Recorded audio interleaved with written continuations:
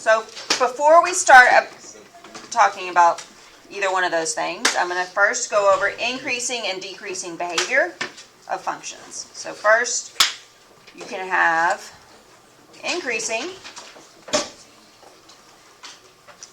decreasing,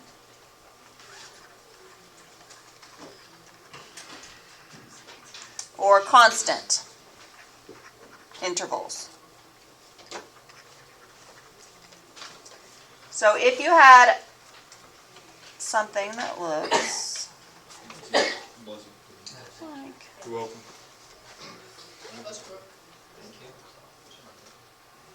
that. All right, so that's my sample function for this. If it looks like that, then you could say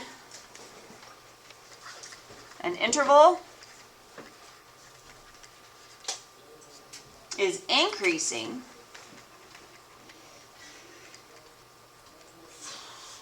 if the tangent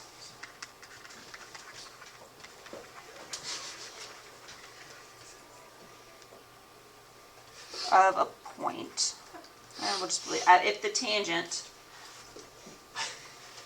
line to the function has a positive slope.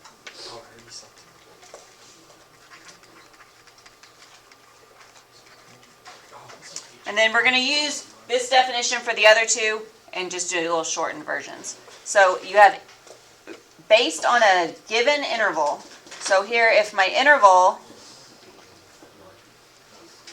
if that's my x1 and this is my x2, that gives you the interval. And then you look at the function. And then, so if I pick a point on the function and I make that the point of tangency, so there's a tangent line, and if that tangent line has a positive slope, then I'm increasing in that interval. So for the interval of x1 to x2, the function is increasing because the line tangent to the function has an increasing slope. Now that I just said that, are you guys aware of what tangent is? Like an invisible line. A tangent line. Yeah. That touches like a circle. Like if you have a circle, a tangent line touches the circle in one spot and one spot only, and then it goes on forever away from that, right? It was one of those geometry topics that may or may not have been tossed out, and I don't really know if you guys heard about that. And then the other one, we're going to deal with a secant line. But we'll get to that in a minute. Okay, so then decreasing is going to be basically the same, but with a decreasing slope. So if you have a function and you're given an interval, which it doesn't really matter where the interval is. Except for that probably matters a little bit. From here to here, that's my x1, my x2, and if I pick a point in that interval and I make a tangent line, ooh, that's not a very good one.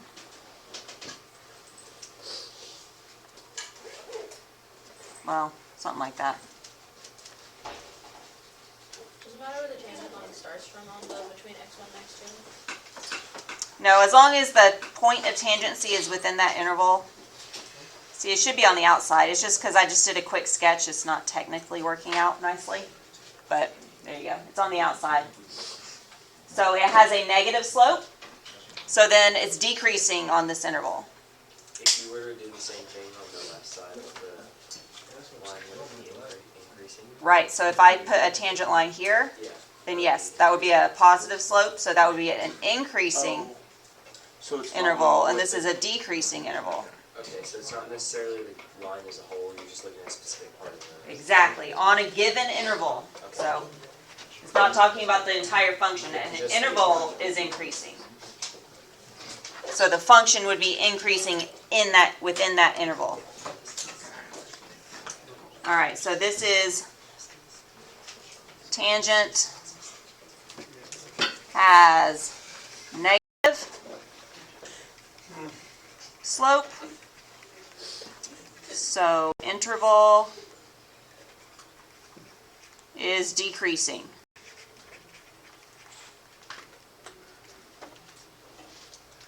And then the third one is constant. So in this one,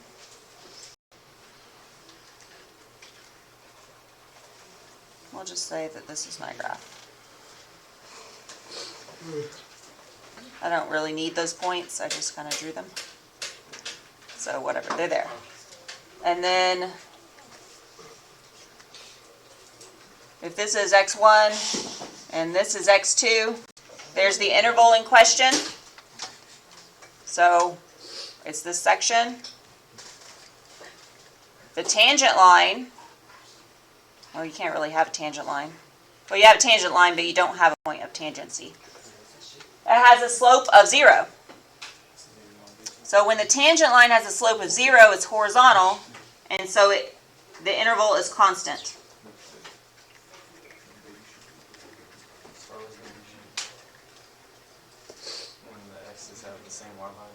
Yep.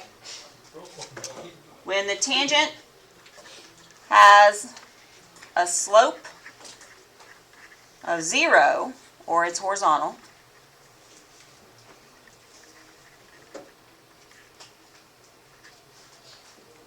the interval is constant.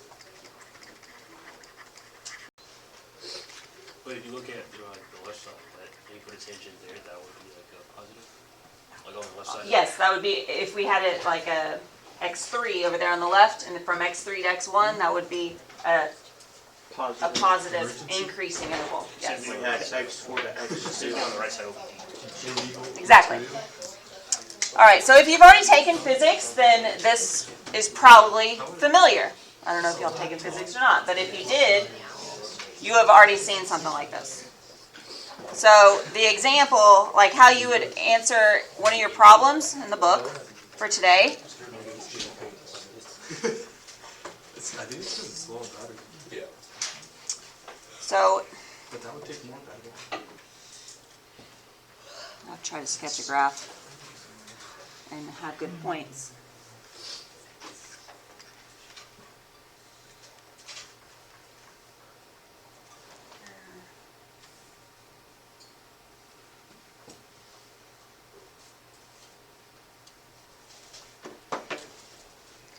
Nope, I need to curve there.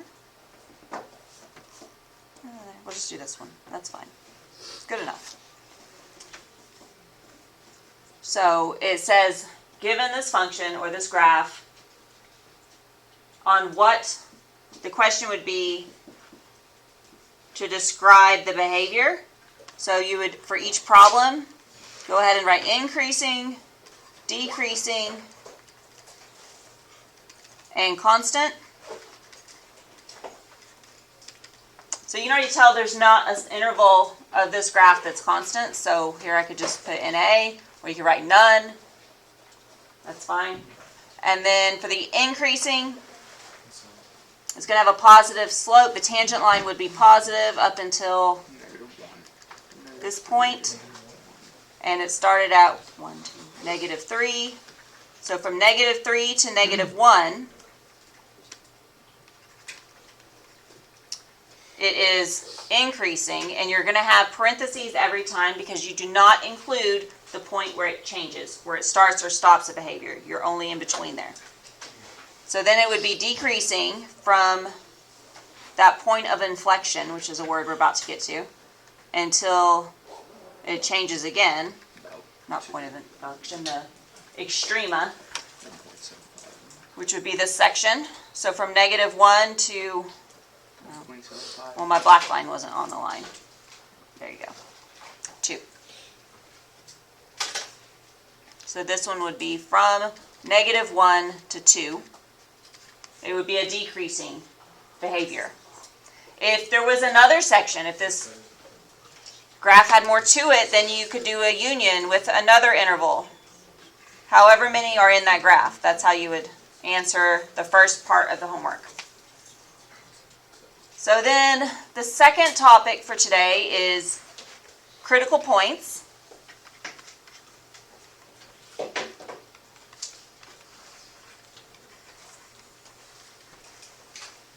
And those are points on a graph where the tangent line is horizontal or vertical.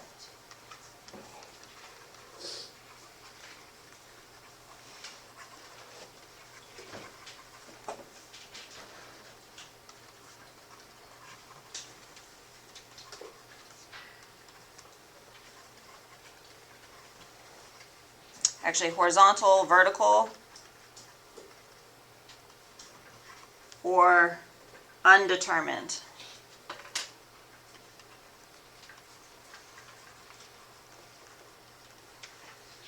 All right, and something's, so if it's horizontal, that means a slope of 0, right? So for horizontal, m equals 0. That's how you have a horizontal line. For vertical, m, the slope is undefined.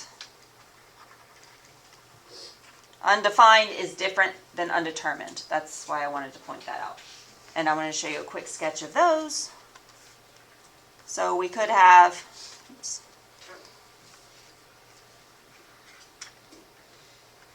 With that, there is a maximum value. So the tangent line here has a slope of 0. That's a maximum.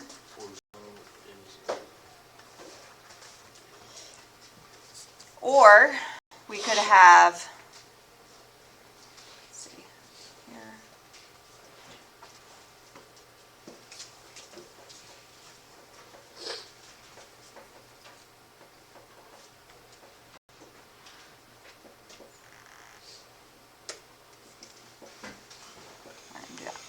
So on this one,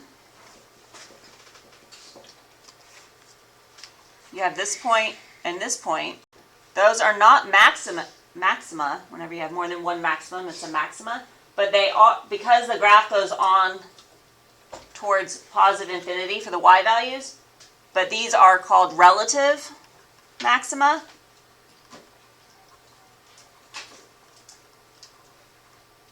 Both of them are. Because they are important, they are critical points. They would have a horizontal tangent line. And then the same for these 2 points. Those would be relative minima. Does it have like the bottom and like closest? Mm-hmm. Okay. It's because they have a horizontal tangent line. So right there you'd have a slope of 0. So that's what indicates a critical point. And then there's also an inflection point. So the inflection point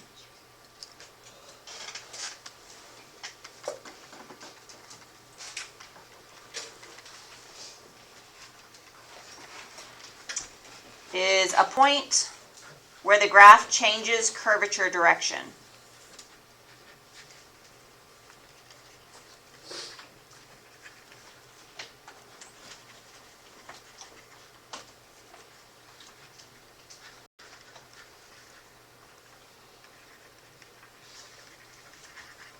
All right, so I'm going to do this example up here where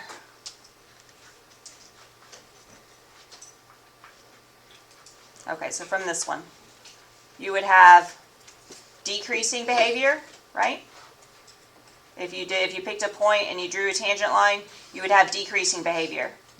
But on this one, if you went to the left of this relative minima and you picked a point here and drew a tangent line, you would have no. Let's do that.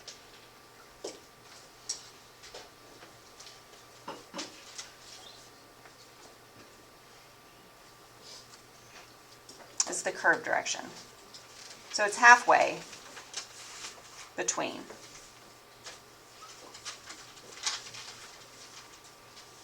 Because that's also negative. I mixed up the topic there. Okay. So this one from the relative maxima going this way, from this part of the function, and from this relative minima going this way would be this part of the function. And like in the middle, that's where you're going to have this point of inflection. Because this is talking about the curvature, not the increasing, decreasing. That's where I messed up. Just when I first started explaining this part. Because this is talking about curves, not increasing, decreasing.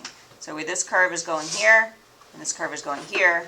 So like if this is a negative space underneath the curve, and this is a positive space on top of the curve, your curves have to go into one another. And where that happens, where it splits off, is the point of inflection.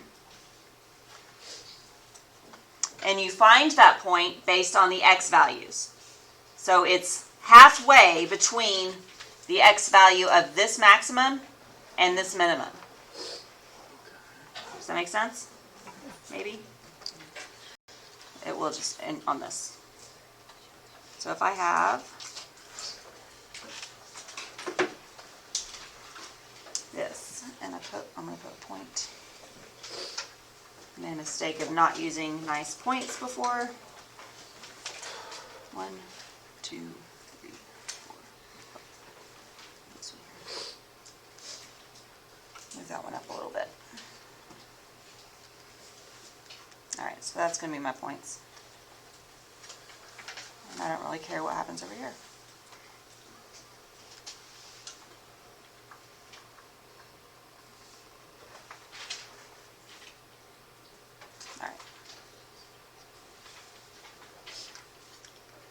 Alright, so that's my graph. This isn't exactly in the center, but it's close. Okay, so if my x is of this, the x value of this relative max is going to be 1, and this one is at 5, then halfway between there, right here, at 3, well, I find the function and then go straight over to the y to get the y value. Right, so that's how you would get the coordinates of the point of inflection, but it's just in between them. Is that home we're gonna already have like the 2 points, like that 1 and 5, and then we just gotta find like the 3? Right, like you'll have, well, I mean, you'll have a graph, and you identify where that point, where the maximum is. The x value of that max is 1. The x value of this minimum is 5. So between them, there's 4 spaces. So then go 2 spaces over, and that's the x value of the point of inflection. Okay. And then you have to go like. So And then now you just get the y value. So it's like 1.75. Alright.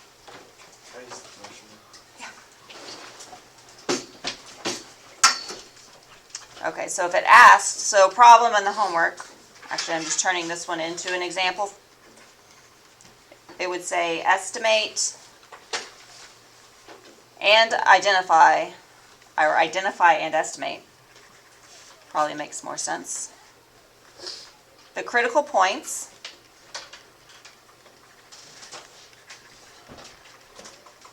of the graph. Or it would say something like that. So you would have a relative max, and you would give that point. You would have a relative min, and give that point. And you also have an inflection point.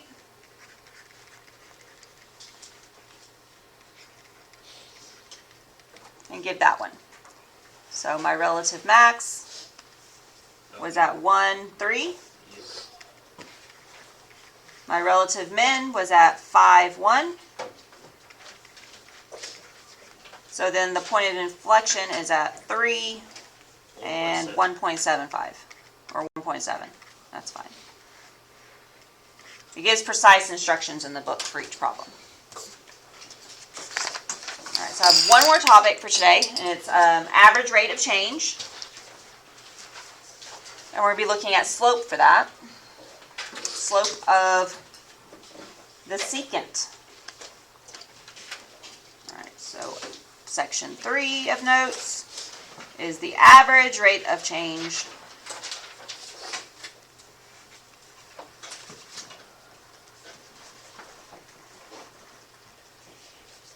and before I talk about the average rate of change, over to the side, I'm going to go over a little bit of vocabulary, just the secant.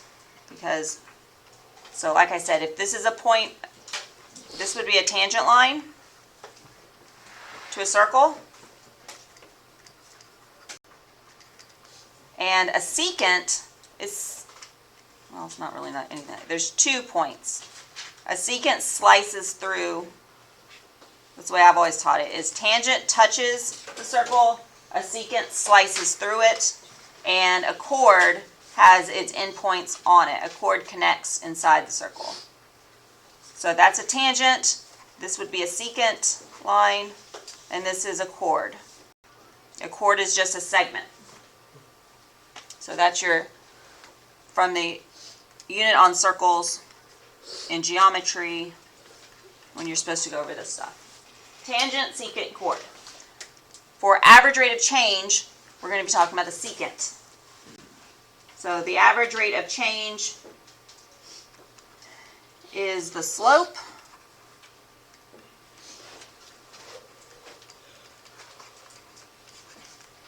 of the secant.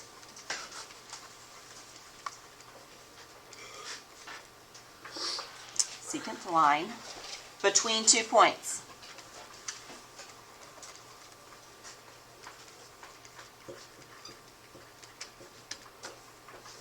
All right, so you do need slope formula. So slope m equals, I like to do it this minus. So we have, I'm going to do this as y2 over x2 and y1 over x1.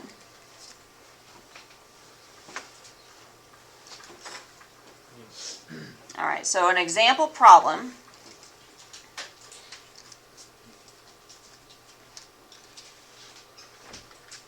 We say to find the average rate of change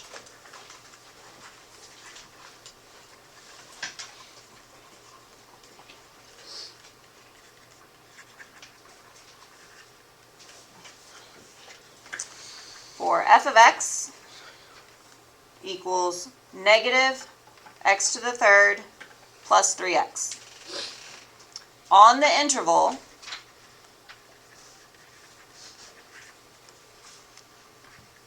-2, -1. All right, so you have to do this, you need to know what interval you're talking about. So both of those are x values. Since it's an interval, it's not a coordinate point. So I'm going to call this one my x1, and I'm going to call this one my x2. So since for slope formula I need the y values also, I have x values and I have a function. So I'm going to do f of -2 and f of -1.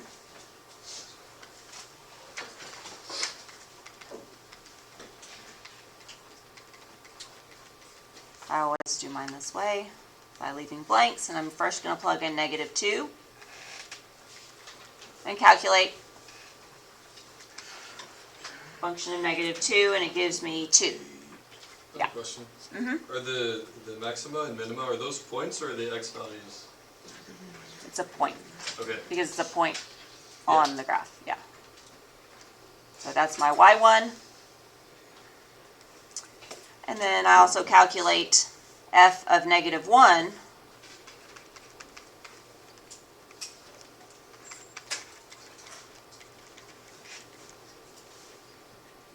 to get y2.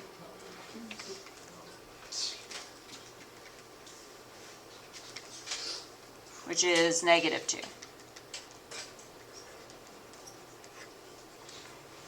All right, so now I have x1, x2, y1, y2. So then I can calculate the slope, which is the average rate of change.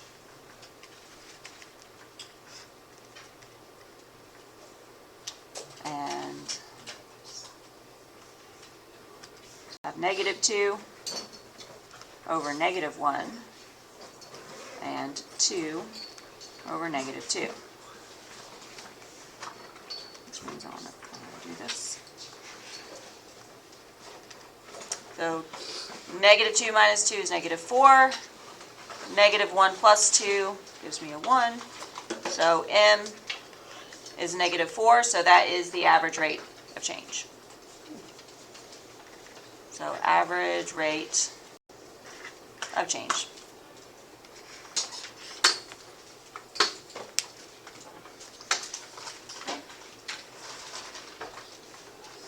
Another way of looking at that, it's not, oh man, it's not going to match that though. I don't know if I want to put it right here.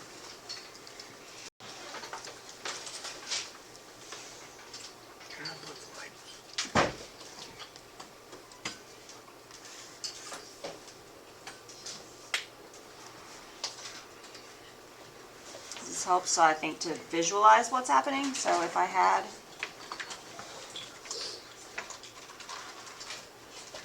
it's too steep. This, and I was given the interval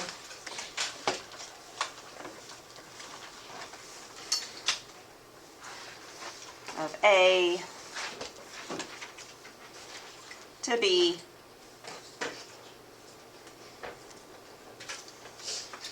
and told to find the average rate of change, I would follow A up, put a point on the function, follow B up, put a point, and then I could put my secant to connect them.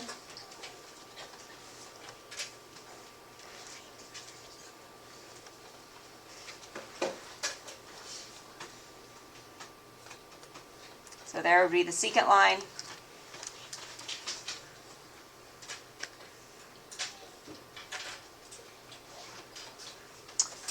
And then you could get the y values from that too. So the y value from here, you just follow along here, whatever that y value is. So y of, no, f of a, we'll just do that, f of a. And then this one would go across wherever that is, that's f of b. And you would do the slope of this line. So this is graphically, this is algebraically.